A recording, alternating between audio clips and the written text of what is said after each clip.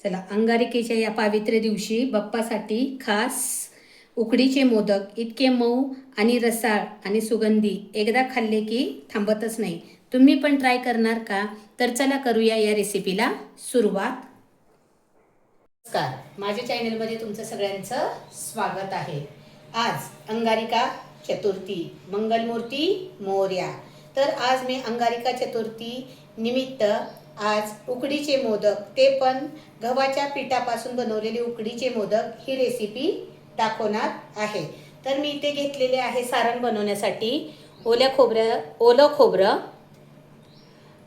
गूळ, वेलदोडे powder, dry fruits, सगळे dry fruits घेतले तर बदाम, काजू आणि पिस्ता. आणि त्याच्यासाठी आपल्याला लागणार आहे अजून कणिक, गव्हाचं पीठ आणि त्याच्यामध्ये टाकण्यासाठी थोडंसं चिमूटभर मीठ. तर चला करूया या रेसिपीला आपण सुरुवात. तर आता आपण मिक्सरमधनं नारळ बारीक करून घेऊया. कोणी कोणी नारळ पण खवतं, पण इथं मी मिक्सरमधनं बारीक करणार आहे. तुम्ही बघू शकताय मिक्सरमधनं मी अशा पद्धतीनं हे ओला नारळ बारीक करून घेतलेला आहे. आता आपण याचं सारण बनवूया. आता आपण सारण पॅनमध्ये काढून घेऊया.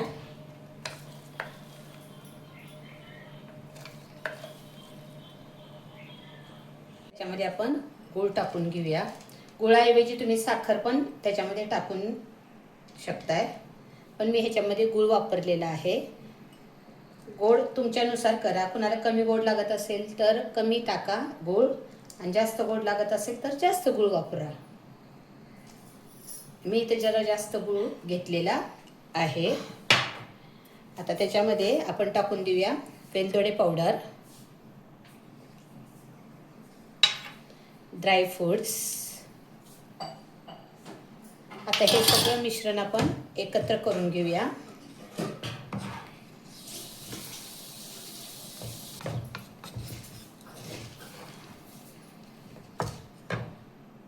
सगळं मिक्स करून घेतलं आहे आपण. आता ते 5 मिनिट असंच ठेवूया.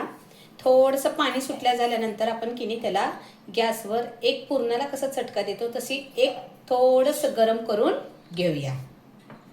आपण गॅसवर हे चांगलं गरम करून घेऊया. गॅस पेटून घेऊया आपण. आता सारण ठेवूया त्याच्यावर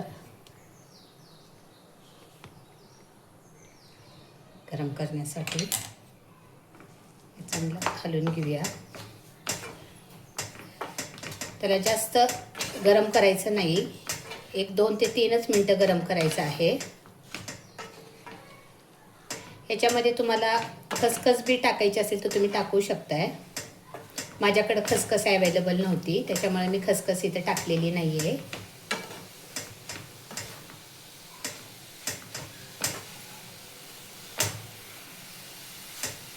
हे फक्त आपल्याला गरम करून घ्यायचं आहे नुसतं 1-2 मिनटं.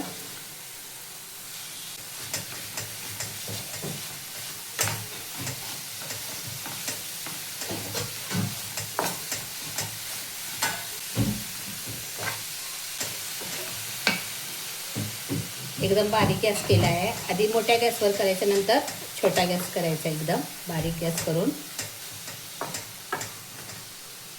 बघू शकता हे चांगलं गरम झालं आहे. आता आपण गॅस बंद करूया आणि आता कणिक मळायला घेऊया. हे पीठ चाळून घेऊया आधी आपण गव्हाचं.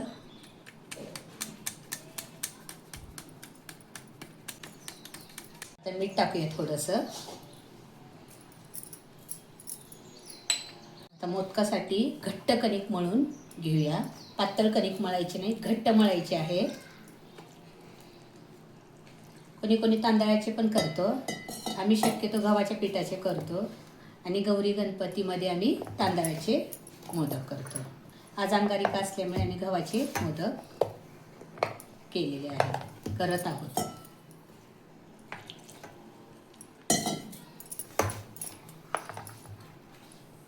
चांगली घट्ट मळून घ्यायचं एकजीव करून कणिक. त्या पद्धतीनं कणिक मळून घ्यायची आहे चांगली घट्ट. तेल लावून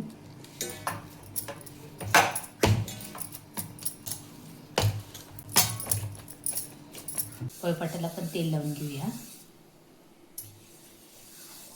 आणि लाटून घेऊया. आता आपण तेल लावून लाटल्यानंतर मोदक पण मऊसूत होतात, त्याच्यामुळे तेल लावायचं कधी पण. आता पाती चांगली लाटून घेऊया आपण. आणि कडा लाटायच्या आहेत, मध्ये बेलणं घालायचंच नाही. कडं पातळ ठेवायचे आहेत. अशा पद्धतीनं पाती लाटून घेऊ. वाटीनं त्याचे गोल आकार करून घेऊया मोदकासाठी सगळे.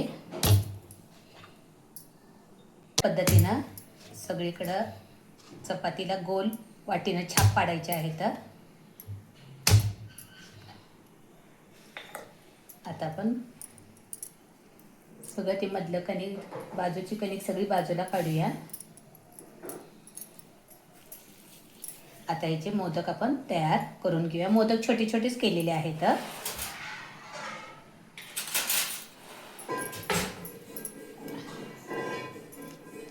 आता सारण भरायचं आहे प्रत्येक ह्याच्यावर.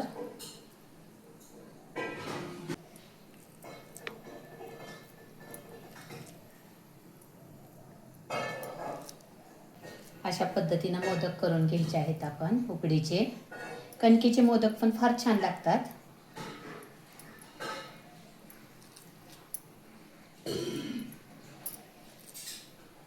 कोणी कोणी तळून पण करतं मोदक. कणकीचे मोदक तळून पण करतात, उकडीचे पण करतात. मोदक तयार करून घेऊया आपण. त्या पद्धतीनं मोदक करायचे आहेत.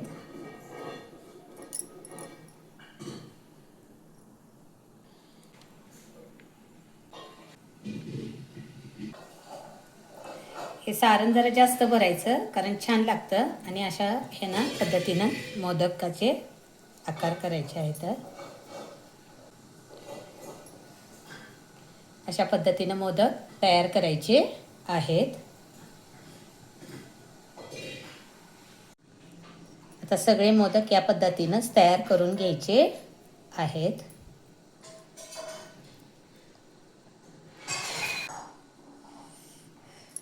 उकडत लावूया.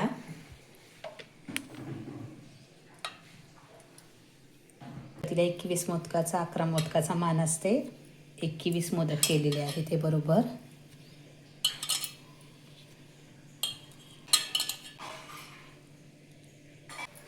तुम्ही बघू शकताय मोदक छान झालेले आहेत. तर उकडत लावूया त्याला.